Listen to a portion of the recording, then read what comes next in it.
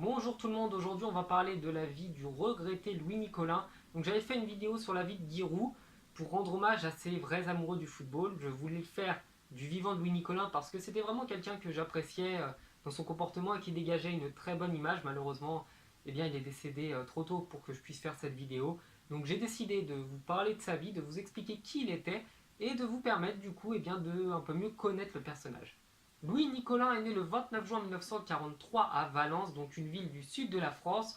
Comme vous vous en doutez, Nicolin ne venait pas d'une famille très aisée. Son père a ouvert en 1945, donc à l'après-guerre, une société de ramassage du charbon, des déchets, etc. Avant que Louis Nicolin, en 1977, reprenne l'entreprise de son père, donc il n'avait que 24 ans. Et cette fois-ci, c'est lui qui a permis à l'entreprise de se développer énormément. Donc je vais vous parler un petit peu plus de son entreprise et de ce qu'ils font et vous expliquer sa stratégie pour se développer. Comme je vous l'ai dit, en 1977, il reprend l'entreprise de son père et la transforme en entreprise de ramassage des déchets, donc une activité qui se développe surtout dans la région de Montpellier, une région qui était chère à Louis Nicolin, mais c'est également développé vers l'international, enfin même si c'est en outre-mer, pour moi ça reste l'international, il change de continent, et cette entreprise est, tenez-vous bien, au moment où je tourne cette vidéo, la troisième entreprise spécialisée dans le ramassage des déchets, donc il y a Veolia et je crois qu'il y a Suez ou quelque chose comme ça, bref, l'entreprise de Nicolin est la troisième. Petite précision, j'ai oublié de le dire, donc en 2017, l'entreprise Nicolin comptait pas loin de 5000 employés pour un chiffre d'affaires d'à peu près 300 millions d'euros annuels.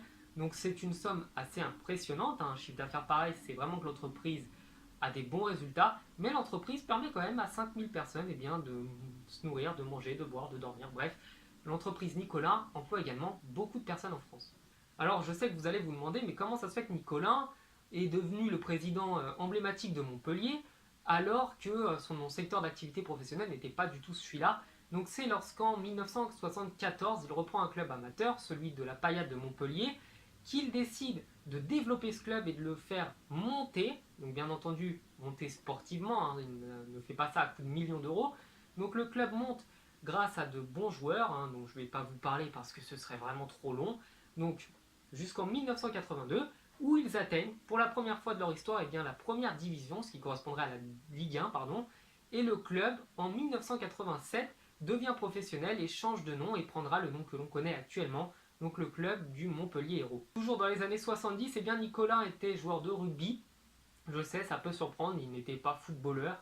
Donc il jouait dans l'équipe de Pavala-les-Flots, je crois, donc en 1970. Et encore une fois, ça montre que Nicolas n'était pas qu'un dirigeant de club, s'il n'était pas qu'un président, c'était aussi un joueur et un homme tout à fait normal, donc qui avait l'amour du ballon, l'amour du rugby, avec toutes les valeurs qu'implique le rugby, donc la solidarité, l'entraide, le soutien et puis même cette simplicité qui caractérise pas mal les rugbymen. Je vais vous parler aussi d'autres petites anecdotes, de petites choses avant de conclure cette vidéo.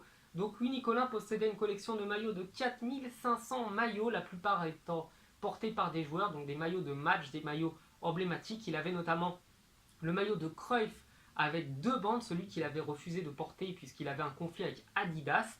Donc vraiment des pièces uniques. Je ne sais pas si le musée est accessible, j'aimerais vraiment qu'il puisse l'être. Donc Nicolin aimait montrer sa collection de maillots aux vrais amoureux du football. Il était également ami avec Nasser Al-Khelaifi, qu'il appelait son pote. Et il avait d'ailleurs parlé de Nasser en disant que lorsque le Montpellier Hero Club avait remporté la Ligue 1, que Nasser avait été le premier à lui envoyer un courrier sur son bureau en le félicitant pour leur belle performance. Par ailleurs, lorsque Montpellier a été champion, avant que ce soit le cas, il avait dit que si Montpellier remportait le championnat, il se ferait une crête comme Jérémy Ménez. Il a tenu parole et s'est fait une belle iroquoise, donc aux couleurs de Montpellier, à savoir le orange et le bleu. Et pour conclure cette vidéo, malheureusement, on doit quand même parler de son décès. Donc Louis Nicolin est décédé le 29 juin 2017, il est mort entouré des gens qu'il aimait, entouré de sa famille, de ses proches, de ses amis. Donc Nicolin, quelqu'un haut en couleur, un personnage connu pour son franc-parler, pour ne pas avoir du tout de langue de bois, qui véhiculait un petit peu l'image du footballeur amateur, du gars qu'on voit autour des terrains en district.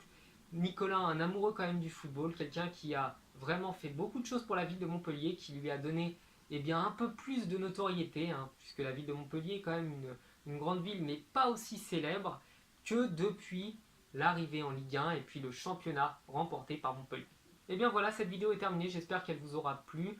N'hésitez pas à venir me parler sur les réseaux sociaux, me parler de personnes dont vous aimeriez que je fasse la biographie. Je vous ferai tout ça en vidéo, pas tout de suite, puisque là, au moment où je la tourne, cette vidéo, on doit être le 5 ou le 6 janvier. Donc vous vous doutez bien que de l'eau est passée sous les ponts entre temps. Je vous dis encore une fois à la prochaine et je vous remercie d'être aussi nombreux. Ciao.